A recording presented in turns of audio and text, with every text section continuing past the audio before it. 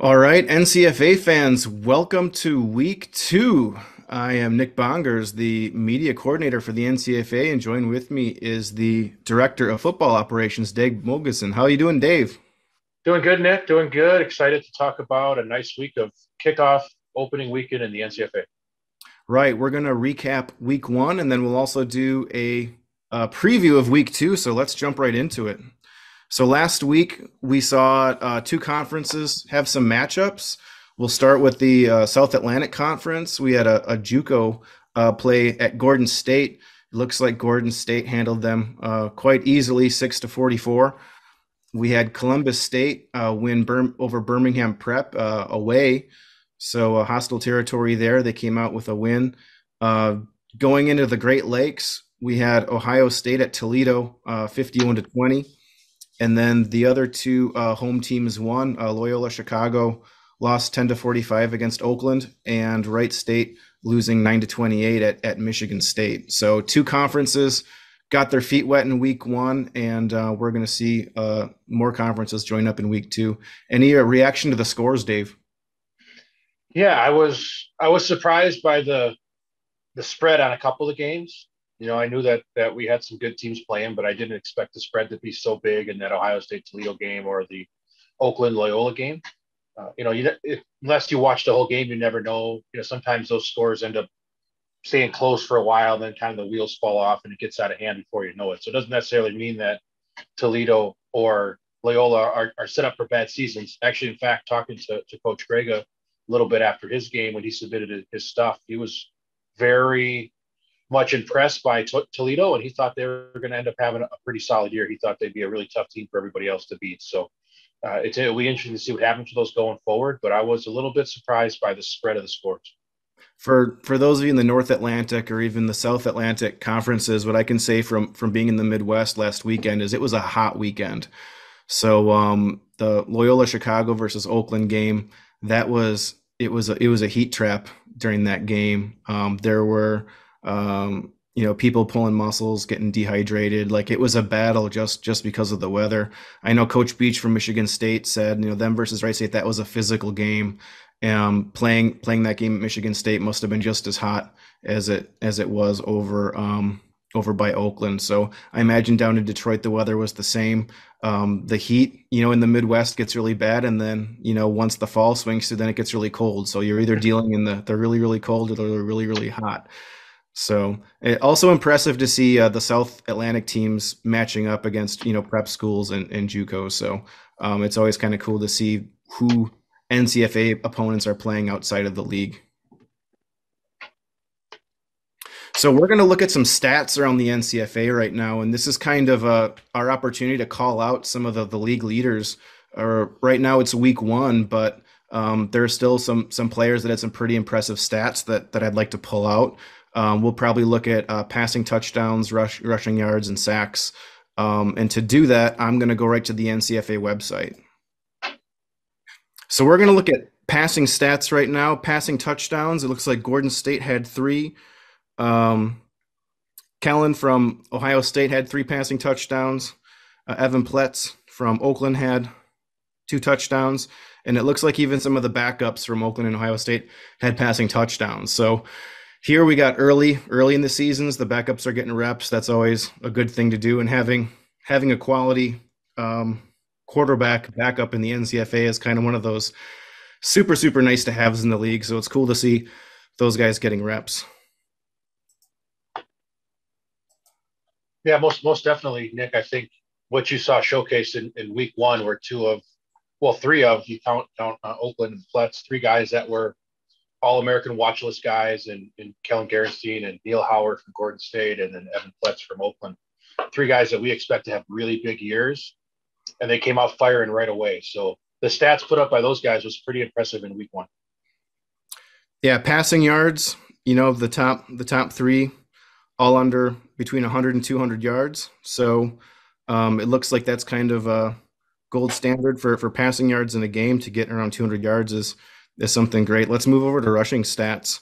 Looking at yards, it looks like the two running backs from Ohio State are the top two spots. It looks like they carried the ball pretty evenly. That's a lot of yards on the ground. And even if you skip the number 3 spot with the Gordon State running back, you've got another Ohio State running back. So 3 running backs from Ohio State claimed the top 4 spots, although the number 2 spot is the Ohio State quarterback. So he had a great game passing and on the ground. Yeah, if I saw correctly, he has now passed for over 5,000 yards in the NCFA, which would be a record. I think he already had broken records last year. So he'll be the first player to ever pass for over 5,000 yards in his NCFA career. Is that a 4th-year player or 5th-year player? I believe he is a 4th-year player, if Wow. I am correct, but don't quote me on that. Receiving, it looks like we had, as soon as I can sort it correctly, there's Casey Scroggins, three receiving touchdowns. It looks like touchdowns isn't sorting quite right. And it looks like from yards, Ohio State led in yards too, with Abdokita, 5 receptions for 100 yards. And it looks like Gordon State and Oakland were right in there too with receiving yards. Always great to see early in the season. Yeah, I mean, when you got quarterbacks throwing for that many yards, somebody's got to catch the ball. So, it's nice to see some of the guys that we thought having good years at the wideout too already starting right away. And it's not as easy in our league to come out firing like that, all cylinders, because like we said in the last show, you don't have two-a-days and training camps. You might be able to get together in the summer and do some stuff before the school year starts. But it's a testament to those guys and the work they obviously did in the short amount of time they had to prepare for week one to come out there firing like they did. So it doesn't look like there's a lot of kicking stats. We had kicking stats from Ohio State and Oakland. It looks like nobody's 100% this year for extra points. Again, special teams such a crucial part of a football game, and something that if you can do well in the NCFA, you're kind of a step ahead. So 2 kickers reporting in for kicking stats. But if we go over to special teams, we go to kick return stats. It looks like there's already been a kick return for a touchdown. Joseph Dinaj doing that, but also some other kick returners putting in stats. The kick returner in the NCFA is kind of the forgotten stat. So if you've got quality kick returners on your teams, make sure that you put in the kick return stat as well as the punt return stats, because those get nominated for All-Americans as well, and it's just something extra to keep track of that a lot of teams forget to put in. Yeah, I think it's super important to note that get your stats in as soon as you can. Later this week, they'll be announced of conference and league player of the week. Obviously, these stats will be used to compile postseason awards, All-American awards, Player of the Year awards. And you mentioned the guy last week from Milwaukee, Max Brown, who you thought just was a dynamite player, but you couldn't vote him for All-American because they didn't have any stats uploaded. And, it's hard. We're going to showcase a little bit of film, and hopefully that grabs on and people can actually see some of the other guys playing, at least in the highlight clips. But this is not the kind of league where film exchange between coaches is still probably not a very prevalent thing. So stats are a driver of all the awards and recognition guys get. So enter your stats, get them into the website. Right. We're going to jump over to defensive stats. And the thing that I always like to look at first is the sack leaders. It looks like there's a guy from Gordon State that's leading the league right now at 3 sacks. 3 sacks in a game is dynamite. And again, it looks like we've got 3 teams putting in stats right here. So you're not seeing a thorough picture of what we're looking at for stats. But if you want to be featured on the show, or like Dave said, you want to be considered for All-American, the stats is where you go to make sure that you stand out. It looks like in terms of solo tackles, nobody's gotten more than 8 tackles in a game this year, and 8 tackles is a lot. Kudos to those guys. Heck, even like 4 or more tackles is great. There's 11 guys on that side of the ball that can tackle. So if you're one of those people that can get a lot of tackles, you're a dominant player in the league. Yeah, definitely. I had the chance to watch some of that Gordon State film. They submitted some film for us to use today, and I will have to say the defense looks tough for Gordon State. I mean, they had guys flying all over the place. They were playing a junior college program that you could tell was a good football team, a well coached, good organized team. Sometimes it's a tough horse apiece with the prep schools and stuff like that. But this JUCO was organized and was a good team. And Gordon State's defense was just flying all over the field in the highlights they sent. So they were an impressive defense for sure. Gordon State getting a couple of picks. Ohio State looks like one of their dogs got 3 picks. Man, that's huge. And then Oakland getting another 3 picks from 2 of their guys.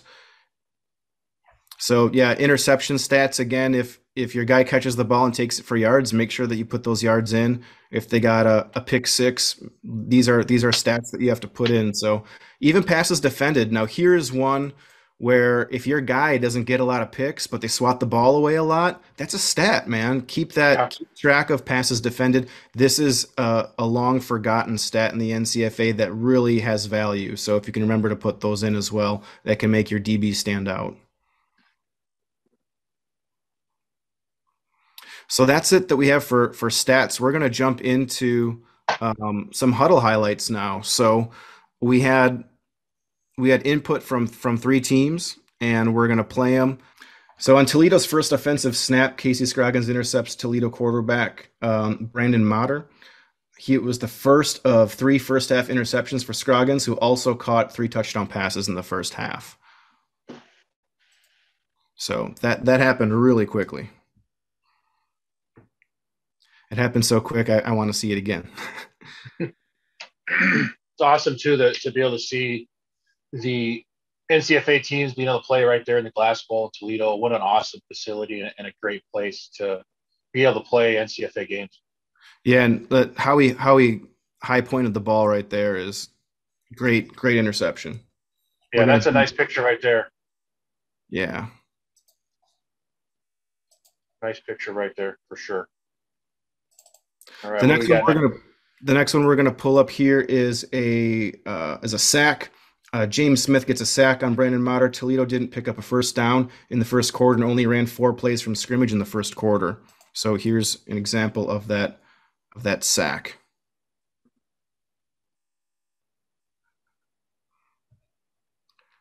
Right, so you can see the line breaking down and that pressure coming.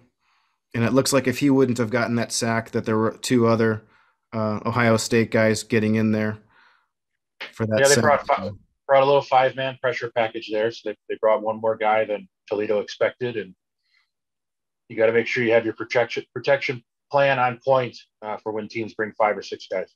Solid defense and way to set the tone in the first quarter, especially when you're at an away game and you really need to establish that defense. That was a good way to do it right there.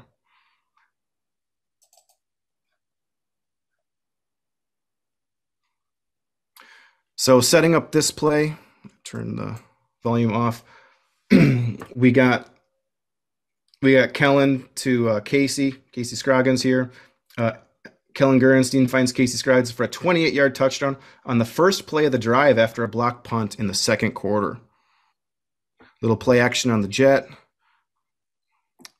Simple slant up the middle, pageantry across the goal line. Yeah, nothing real fancy about it. Just get the little play action, get the linebackers just suck up just enough for that slant to get behind them, and then Casey Scroggins just does all the work after that. So this is that old one where you tell the quarterback, hey, just get it in his hand. It's going to say 28-yard touchdown in the box score, but really it's a 5-yard throw and 23 yards of the wide receiver doing the work. And the safeties are respecting the receivers on the sidelines, and with Casey getting behind the linebackers and just in front of the coverage gives them the go ahead right there.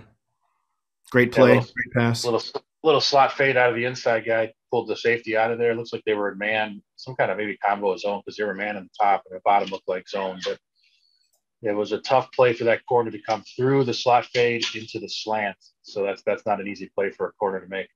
See him right bottom there, get around that slot fade. Right. Yeah, just excellent quarterback work, reading the defense, putting the throw where it needs to be. Just a great job by Kellen there. All right, we've got one more play from Ohio State.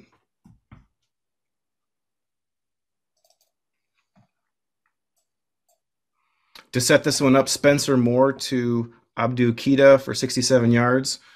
It looks like Kellen got hurt with a minor injury, so the backup finds Abdu Kita for a 67-yard score up the sideline early in the fourth quarter, put Ohio State up 51-20. So this would be the last touchdown they score in the game. Sales went deep down the sideline, catches it, and huge touchdown for a backup quarterback. Kudos. Yeah. Sounds like Aaronstein got a little banged up. I think like if this was the conference championship game, he would have kept playing, but they were already up by such a large margin that they just sat him. But just caught him in a cover two here, and the safety didn't get over quick enough. Just a basic, Tampa Bay style cover two, and corner squats a little bit, lets him pass off to the safety, and the safety's got his eyes on the quarterback, not seeing where the go route is. It's their lane.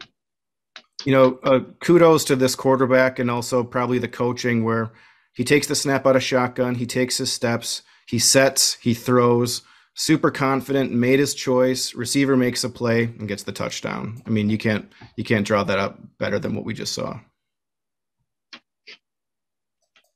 Nice play. I think you can see the explosive ability of Ohio State definitely on both sides of the ball with those clips for sure. But like to their point, Toledo didn't look like they were super outmatched or anything along those lines. I think Ohio State just executed a little better that day, so we should expect Toledo to come back strong in future weeks. Yeah, and the experience factor too.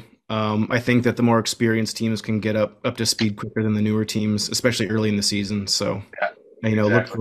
look for Toledo to have more games under their belt and have things down a little bit better down the season. We got Gordon State in the blue here. Just an athletic-looking defense right there, right now. You can already tell the stances and the flexibility those guys are showing just in their stances that's going to be an athletic group. We're going to do just some live play-by-plays here. I think that both Dave and I have reviewed this maybe once, and they're just going to come about 2 minutes worth of highlights here. Out of the shotgun, you're going to see a pick. Right off. And really, that defensive line just getting after it. You can see them just firing off the ball, bringing a six-man pressure here. That junior college has no idea what's coming. That six-man pressure. Here's a pick that goes. Pressure. Here's a pick six. Downfield coverage or downfield blocking gets caught up from behind. Yeah, they had somebody pull the DK Metcalf there and got him, but that was a heck of a play. Here's that wide open offense. Yeah, five-man with the quad stack. Yeah, and throws into double coverage, still throws the touchdown. That's confidence right there. Wishbone.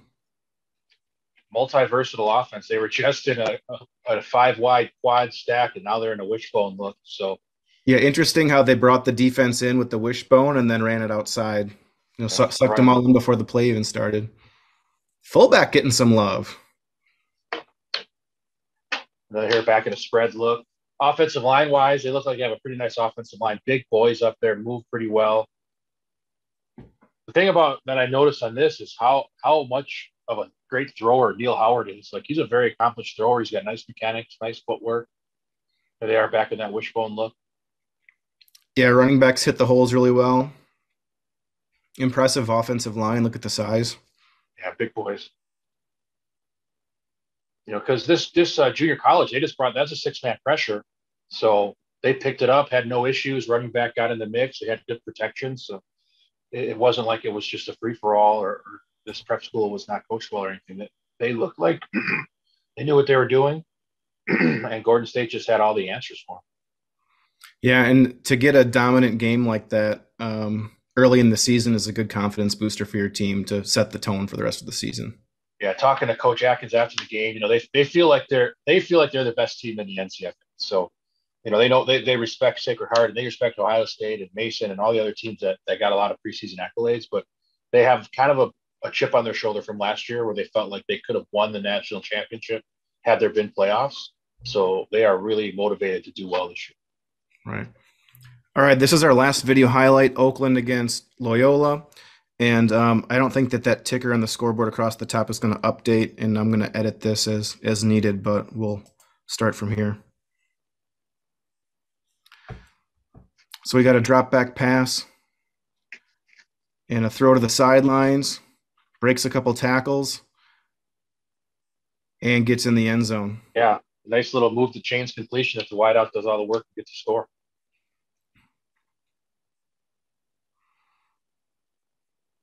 A little rollout action.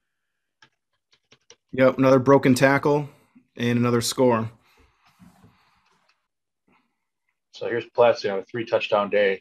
Pretty great first game for him after coming back as a returning starter. And I believe this is the backup quarterback for Oakland. Yep, throwing an out pass. This was late in the game. Gotcha. First collegiate touchdown pass thrown by the backup quarterback, and So pretty good football played this weekend. There was obviously a few more games played that we didn't get highlights from. So once again, if your coaches, presidents submit the highlights to us, we generally record these recordings on Tuesdays or Wednesdays, and want to get that stuff involved. So send them in. We'll show them. We'll highlight them. it's a lot of fun to talk about these plays too, and give credit where credit is due.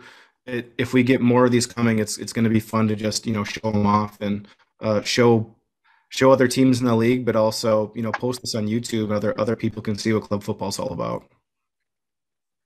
So, NCFA Week 2 preview, Dave. We got some conference showdowns going down. We'll talk about the North Atlantic Conference first. Maryland Prep at George Mason. We've got Pittsburgh at Coppin State, Sacred Heart at Vermont. Which one are you going to keep your eye on? Well, I think the game that I'm most interested in is Pittsburgh at Coppin State, just because I want to see what Coppin's got going on. It's been a while since they've been in the league. So, Maryland Prep at George Mason, who knows what Maryland Prep's about. Sometimes those schools are great. Sometimes those prep schools are not great programs. So we'll see about that. I'm really interested because I think Pittsburgh has some pieces that they could be a pretty solid team. And Coppin's such an unknown. I'm really eager to see what they put out in the field. And then Sacred Heart at Vermont. I think Vermont's trying to build their program back up, and Sacred Heart, similar to Gordon State, has a little chip on their shoulder about last year. I would be surprised if Sacred Heart didn't come out of the gates really, really strong. Yeah, the George Mason versus Maryland Prep. It seems like the NCFA teams so far this season have really put it to the JUCO teams and the prep schools. So we'll all be rooting for George Mason to do that same thing. Moving on to the South Atlantic Conference, we got Gordon State at Middle Georgia State. I apologize for not putting Middle Georgia State in all caps like I've done with the other NCFA teams. And South Carolina at Columbus State. What do you think about the South Atlantic this week? So as we know, technically Middle Georgia's in the independents, but they aren't playing a season this year. So Gordon State's going to get a victory there as a forfeit, so that game won't happen. And then South Carolina at Columbus State will be, interesting game. Columbus State thinks they can contend for not only a conference title, but a national playoff berth and be in the mix for a national championship. And South Carolina is just back in the NCFA here. They've been a long storied program at the club level. So that could end up being a pretty solid game, as really the only game in the South Atlantic this week. Great. And Great Lakes Conference. We've got Miami, Ohio at Loyola Chicago and Michigan State at Ohio State. So this I think the game of the week in my head is Michigan State at Ohio State. So Michigan State had a nice victory in week 1. Ohio State obviously, put up a lot of points, did some damage against Toledo in week 1. But I think Michigan State showed they have the players and the talent that they could compete with Ohio State. Some bounces may have to go their way, but I think that's probably the game of the week in the NCFA.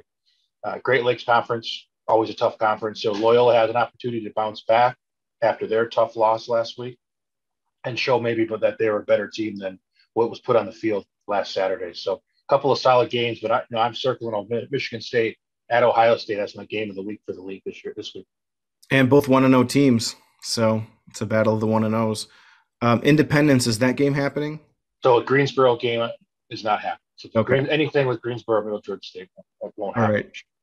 So we're going to throw a curveball here, and we're gonna set the tone now for the rest of the NCFA season. We're going to put my predictions and Dave's predictions as part of the official record on this podcast. So we're going to pick a winner from each game, and we're going to keep a tally of our wins and losses throughout the season to see who's got the better gut in our predicting of the weeks. And I might as well just put him right here in the right here in the slide, so nothing can be refuted. All right, I'm writing it down anyway in case you All make a right, typo. Maryland Prep versus George Mason. Who do you got? I'm taking George Mason. I'm taking the NCFA team over the prep school. Okay, I'm actually taking them too. So I'll do the next one: Pittsburgh versus Compton. Compton usually brings it, so I'm gonna just take a wild guess and say Compton. Okay. I'm going to go Coppin State there too. I just have a lot of faith in what they've done in the past, and I feel like all the adversity that they faced and the fact that they almost didn't have a team this year because of it, that they're going to come out and be ready to go. Sacred Heart, Vermont. I'd like to see Vermont, get over the hump, but Sacred Heart has won too many conference championships in the North Atlantic to go away from them. I'm going Sacred Heart. Sacred Heart's going to win that game. We did lock picks or whatever, I would say Sacred Heart is my lock of the week if there was betting lines on this game. So I think they're going to come out really strong to start the season. All right, Gordon State versus Middle Georgia State. You take Middle Georgia, I'll take Gordon. How about that? Deal. All right, I already got the win then. Because that game ain't happened. What? Oh, that game's not happening. That's why I told you to pick Middle Georgia. We're gonna make this right now. That's why I told you to take Middle Georgia as an automatic win for me. I was ready for that game to happen and go the other way. How about South Carolina at Columbus State? So I think it's an interesting game. I'm going to go with Columbus State. I think they're a little bit more established with this being South Carolina's first game back, but I wouldn't be surprised to see this game be close or swing to South Carolina. You know what? This is gonna be my wild card of the week, and I'm gonna go South Carolina. Just to keep it cheeky. Gotcha. Miami, Ohio at Loyola. There was a lot of talent on Loyola's team that I saw firsthand last week, and I don't know what Miami, Ohio is coming in with. So I'm going to go Loyola on this one.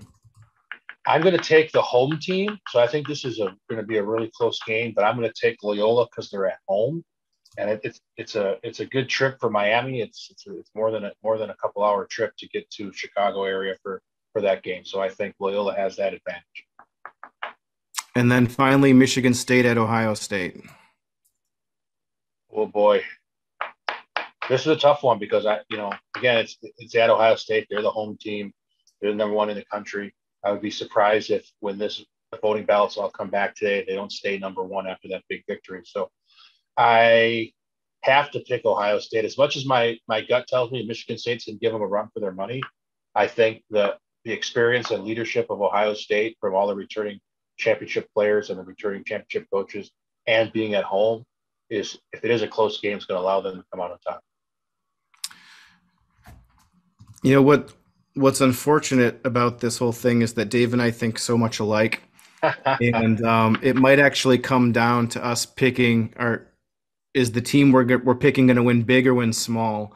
And Michigan State versus Ohio State could be one of the closer games that we see out of all these the games for week 2. So I'm really excited to see how it's going to play out. But there it is. Those are our week 2 previews. Having done this professionally for a week, we feel that we have some kind of authority to make some scientific wild ass guesses. There you go. And if you're on Facebook or if you're in the comments on YouTube, you can give your own predictions as well. Yeah, give your predictions, call us out, tell us why we're idiots for picking who we picked. But, again, before we wrap up the show, we want to be able to feature a lot of people on this. We want to start getting special guests and stuff as guys start putting together good seasons. But statistics, get us those film clips. If we get more clips, we can put together a whole little highlight reel, drop it on YouTube, NCFA highlights for week 1, week 2, week 3. That stuff is important to help build up the image of our league and get all you players and coaches the recognition you deserve for all the hard work you're doing. Right, and this is a lot of fun for us. You know, we do this stuff for the NCFA because we love the game, and part of it is because we love these college club football teams. So help us put a spotlight on you. We love looking at the stats, we love looking at the highlights, and part of that is doing the due diligence on your end to make sure that all the stats are updated. If you got a highlight reel, you can send to us. Like I said, help us help you, and it's all for the betterment of the league and making our footprint bigger and showing maybe there's another college out there that's thinking about starting a college club football team. They want to see what it's like, and part of it is, you know, this show. We're doing our previews. Like, I know this isn't ESPN, but by God, we're going to give credit where credit's due. We're going to put a spotlight on people. We're going to have some fun with it, and we're going to make some boneheaded predictions. So it's all in the name of fun, and we hope that you join us again next week. Like Dave said, we might be evolving the show by having some guests on and some other things we're going to do with what we can and keep it interesting for you. So thanks again, and we'll see you next week.